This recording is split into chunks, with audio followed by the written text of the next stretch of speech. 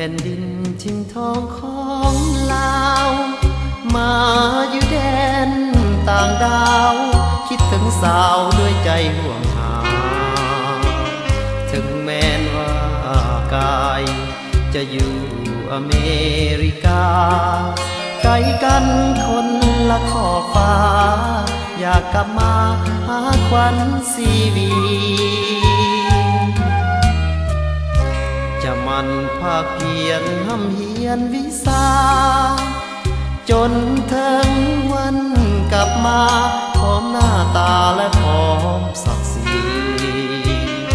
จะนำผลความสำเร็จมาฝากคนดีคิดถึงน้องทุกนาทีสองเรามีสัญญาต่อกัน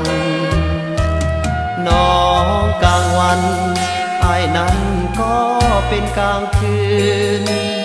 ยามเมื่อน้องลุกตื่นอ้ายก็นอนค่อนคืนหลับฝัน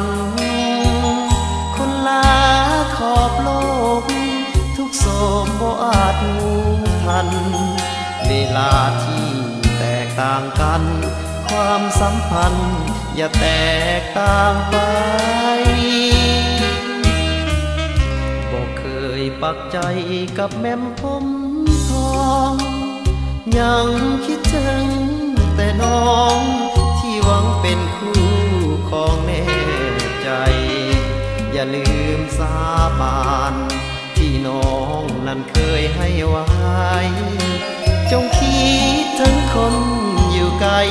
และหวังใจว่าน้องจะคอย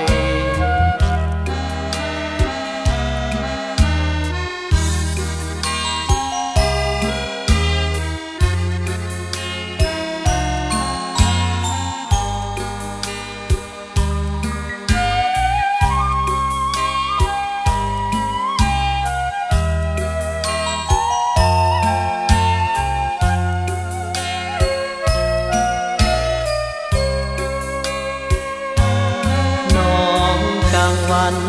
ไอ้นั้นก็เป็นกลางคืนยามเมื่อน้องลุกตื่นไอ้ก็นอนค่อนคืนหลับฝันคนลาขอบโลกทุกโศกบ่อาจทันเวลาที่แตกต่างกัน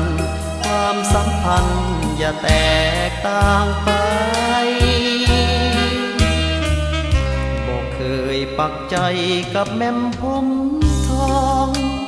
ยังคิดถึงแต่น้องที่หวังเป็นคู่ของแน่ใจ